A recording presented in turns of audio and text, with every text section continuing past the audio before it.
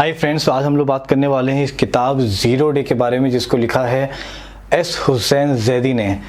I am very very sure कि आप सबको एस हुसैन जैदी साहब के बारे में मालूम होगा। इन्होंने डोंगरी टू दुबई किताब लिखी थी, ब्लैक फ्राइडे लिखी थी, फिर उन्होंने फिक्शन दुनिया में आ गए जहाँ पे उन्होंने द एंड गेम नाम की किताब लिखी थी। बीच में उन्होंने भाई कल्ला टू बैंकॉक भी लिखी थी, जो अरुण गवली की कहानी थी, एंड हेडली एंड आई जैसी किताब लिखी थी जो राहुल भट्ट के साथ मिलकर उन्होंने लिखी थी, जिसने मेरे को उनका फ़ैन बना दिया था।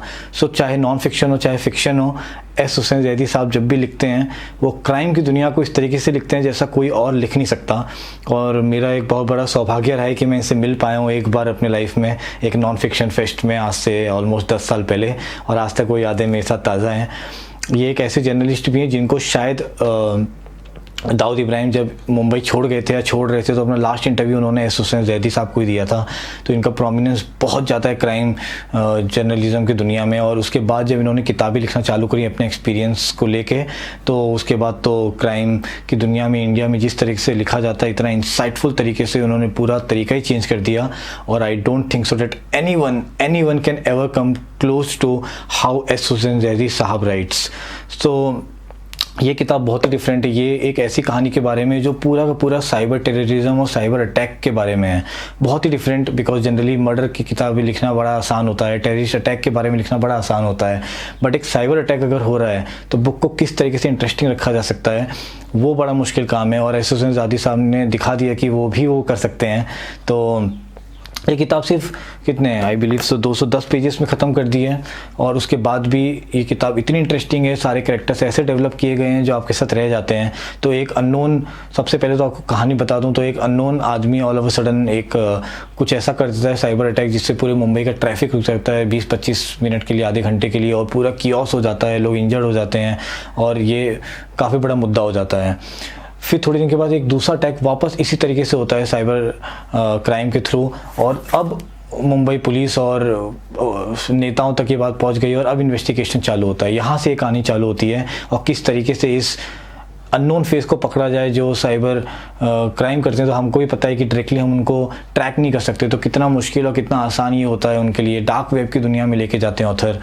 तो ये किताब बाकी सभी किताबों से बहुत अलग है जो हुसैन जैदी साहब ने लिखी है। ये किताब बहुत हैवी भी हो सकती थी क्योंकि इसके अंदर ऐसे ऐसे टर्म्स हैं जो आपको बहुत मुश्किल लग सकते थे, लेकिन ऑथर ने किताब को बहुत लाइट रखा है। ऐसा रखा है कि एक नॉन आईटी बंदा भी इस किताब को समझ सके, इस किताब के टर्म्स को समझ सके। तो जैदी साहब ने बहुत अच्छी तरीके से कुछ टर्म्स को समझाया है जो कि इस पूरी फील्ड से रिलेटेड है, जैसे कि DDoS attack, cyber crime, internet bots, dark web. उन्होंने बहुत अच्छी तरीके से एक्सप्लेन करने की कोशिश करी है। तो अगर आपको फिक्शन में इंटरेस्ट ना भी आ रहा हो तो एटलीस्ट नॉन फिक्शन एलिमेंट्स जो हैं आपको हेल्प करेंगे आपकी नॉलेज बढ़ाने के लिए, अगर आपको इन सब के बारे में बिल्कुल भी नहीं पता था अब तक। तो चाहे वो नॉन फिक्शन किताबें होती थी तो उसमें भी दाऊद इब्राहिम का किरदार, अबू सलीम का किरदार, हाजी मस्तान का किरदार, जिस तरीके से वो कैरेक्टर डेवलप करते थे, आपको भले वो विलेनियस कैरेक्टर्स होते थे लेकिन आप उनको पसंद करने लगते थे। जैदी साहब इस तरीके से अपने कैरेक्टर्स को लिखते हैं। इस किताब में भी उन्होंने मिर्ज़ा का किरदार, जो कि मेन इन्वेस्टिगेटिंग ऑफिसर हैं, बहुत अच्छी तरीके से उनको, उनके कलीग्स को, उनके जो सबऑर्डिनेट्स हैं उनके साथ जो उनका रिलेशन है बहुत अच्छे से डेवलप किया है। आप हर एक पुलिस वाले को आइडेंटिफाई कर सकते हो, समझ सकते हो कि वो किस तरीके की पर्सनैलिटी है। पुलिस डिपार्टमेंट एक ऐसा डिपार्टमेंट है जिसको आप कभी पसंद नहीं करना चाहते हैं, लेकिन इस किताब को पढ़ के आपको मज़ा आने लगेगा। आपको लगेगा यार हम भी काश इनकी दुनिया में रह पाते, और ये जो मस्ती चल रही है इनके बीच में, एक इतने इंपॉर्टेंट इन्वेस्टिगेशन के बीच में भी उसका मैं भी पार्ट हो सकता था। बहुत अच्छी तरीके से सारे सीन्स भी उन्होंने लिखे हैं।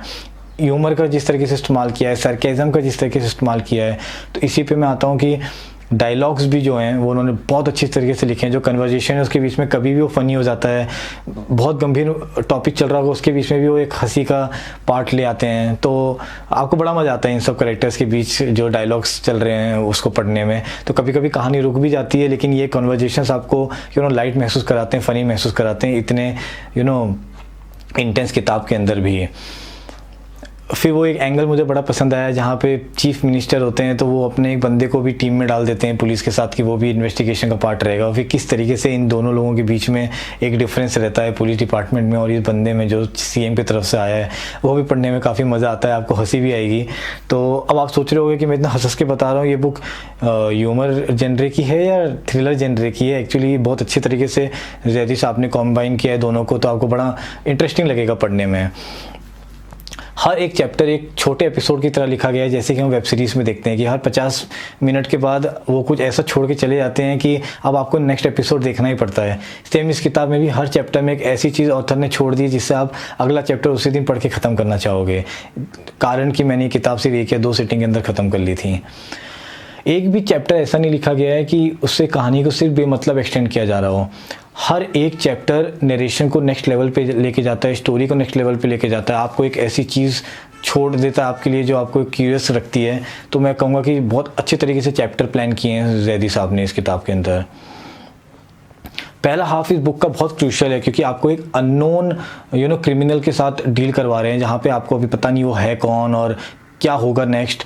जिस तरीके से ऑथर ने इस चीज़ को मैनेज किया है, क्योंकि ये बड़ा मुश्किल होता है, वो बड़ा इंटरेस्टिंग था। क्योंकि फर्स्ट हाफ कहीं से भी आपको बोरियत नहीं महसूस कराता। इवन जब अटैक्स भी रिपीटेटिव होने लगते हैं, आपको कभी ऐसा नहीं लगता कि अरे यार अब बहुत हो गया, अब let's move to the further next plot of the story. नहीं, आप उसको भी एंजॉय कर रहे होते हो। ट्विस्ट एंड टर्न्स एकदम सही समय पे आते हैं इस किताब में, आपको जो इंटरेस्टेड रखते हैं और आपको जो हमेशा जंप करा देते हैं अपनी सीट से कि ओह ये क्या हो गया, ये कैरेक्टर कहाँ से घुस गया इस कहानी के बीच में। So that is the element that Hussain Zaidi has kept in the book. The pre climax and climax takes the story to a completely parallel story, but the way author combines it with the main plot is very very interesting. और वो एक फ़न experience था and में जब ये किताब ख़त्म होती है उसको पढ़ना, कि यार किस तरीके से पूरी चीज़ सॉर्ट आउट होती है और ख़त्म होती है। मुझे अच्छा लगा ऑथर ने जिस तरीके से किताब को एडिट किया है, उसको क्रिस्प रखा है। ये किताब चाहते थे वो 350 पेज की भी लिख सकते थे।